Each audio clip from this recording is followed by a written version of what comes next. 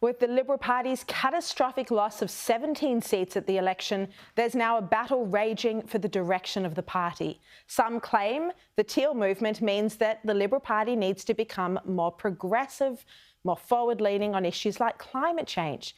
But others argue that it should give up on those seats and become more conservative. The man set to become the new opposition leader, Peter Dutton, has rejected suggestions that the Liberals should become more progressive. Being the Liberal Party and being the broad church, we're not the moderate Conservative Party, we're not the Conservative moderate party, we are the Liberal Party. My Sky News colleague Peta Credlin made an excellent point in her Sunday Telegraph column this weekend that the coalition defeat was actually not a rejection of centre-right politics. She said this, she said, together Labor, the Greens and the Teals won just 47.9% of first preference votes. Between them, the Libs, the Nats, One Nation, the Palmer Party and other rightist parties also won 47.9% of the primary vote. So she made the point, why would the Liberals think that they had to move substantially to the left after an election which was pretty much a tie? It's a fascinating point, and to discuss this, joining me now is former Morrison Government Cabinet Minister Stuart Robert. Stuart, you're in Canberra ahead of the party room meeting tomorrow. Thank you very much for your time. The bloodletting in the Liberal Party is only just beginning. What's your view on the direction of the party, looking at those arguments that are now playing out, whether it should move to the left or move to the right? There'll be no bloodletting, Sharri. We'll see tomorrow. My understanding is unopposed. Peter Dutton as leader and Susie Lee as deputy, both good friends of mine, both who were with me in 2007, of course, when we went through similar travail. So there'll be none of that. We'll have a look at where we can improve. There's Mr Loughnane and Senator Hume will lead a more formal process, but you can expect us to come out straight from the blocks, anchored as a centre-right party, anchored in areas where we got great swings to us across seats. Queensland did exceptionally well. We will hold this Labor government to account. You won't see a whole bunch of bloodletting or squabbling. There'll be none of that. You'll see us stand up for aspirational Australians, come out of the blocks hard and hold Mr Albanese to account, because he promised that everything would be cheaper. And things are about to get very hard for this government that has no economic plan. Well, the arguments are already playing out, and there's a meeting of the moderate faction of the Liberal Party tonight. Speaking to moderate Liberals myself this week, I know that they are saying that the lesson from the Teals is that the party needs to become more progressive on climate change. Is this a contention that you agree with?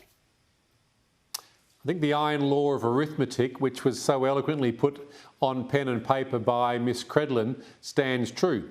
That when it looks at the voting intent of Australians, it shows that we as the Liberal Party are positioned in the centre-right, standing up for the centre-right aspirations of Australians, and that's exactly where we should be. If you want to hark back to the Menzies era when the party was founded, it was all about being progressive, willing to change, to look at new ideas, but grounded in what was important.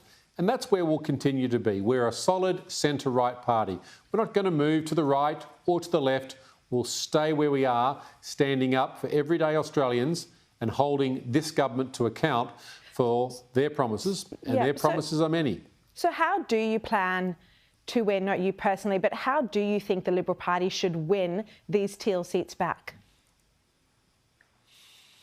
A bit too early to go through campaign strategy. The next election's in 3 years. You'll see us come out pretty hard from the blocks, but we'll be deliberate. In 2007, when the Liberal Party went through a similar situation, we came out strongly. We spent a lot of time on policy formulation. What is the next era of reform for our nation? And if we stick to who we are as a centre-right party, with a strong reform credential and a strong and united leadership team, that's a winning success. So it's always been a winning strategy. When you talk about reform credentials, are you saying there wasn't enough of a vision put forward at the election, and that's what cost you so many of these seats to independents, not to Labor, but to the independents? Not at all. We had a very strong policy package. Much of it remains outstanding. The Labor Party agreed with 99% of it. I'm just trying to get to, what is the lesson then? Why do you think you lost these seats to the independents?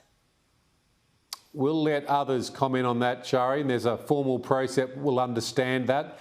Those seats, of course, were lost in New South Wales, Victoria and WA, of which I'm not a member of those states, so you're better placed to ask those that were there. But the formal process will seek to answer that. It is important, though, that we nail our colours to the mast as a centre-right party led by Peter and Susie Lee. We'll put those into power tomorrow within the Liberal Party, and we intend to hold this government to account from day one. Yeah. When we spoke before the election on this program, you and many other senior Liberals close to Scott Morrison were predicting a win by the Morrison government, and you said so even on air. Was the result a shock? Because while Labor has only just got a majority at 76 seats, you know, the Liberal Party's down to 59 seats. Yeah, no question. I thought it'd be very, very tight, and I told you so prior to the end result on the election that it'll be very, very tight election race, and it's proven that way. Labor's primary vote 32, in Queensland 27%. Quite extraordinary. In fact, Labor's vote has gone backwards. They've lost one seat to the Greens, and of course the Liberal Nationals have lost 2 seats to the Greens. So Labor did not have a resounding win in my state of Queensland at all. In fact, they went backwards. I was surprised by the extent of the teals. I think many were in terms of where that sits. Just means we have to look harder at what went wrong and how we can better attune ourselves to what Australians are looking for in that centre-right party. Did the Liberal internal research get it wrong in WA and in the teal seats?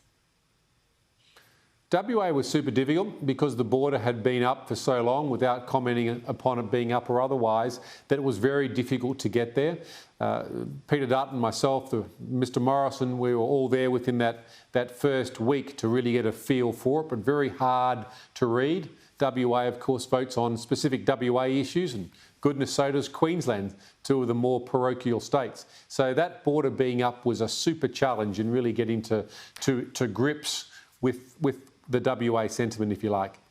But you didn't expect the loss to be so big, and the internal Liberal research wasn't pointing to, you know, that many seats falling or that large a swing against the party in WA. So, you know, is this a problem with the Crosby-Textor polling that wasn't there in 2019? You know, because this polling, this research helped guide the Prime Minister about where to campaign, where to go, where to visit and where to put resources. And it didn't pick up the threat in WA, and it didn't pick up the extent of the threat in the teal seats. You know, the polling was saying that maybe just North Sydney would fall. That was it.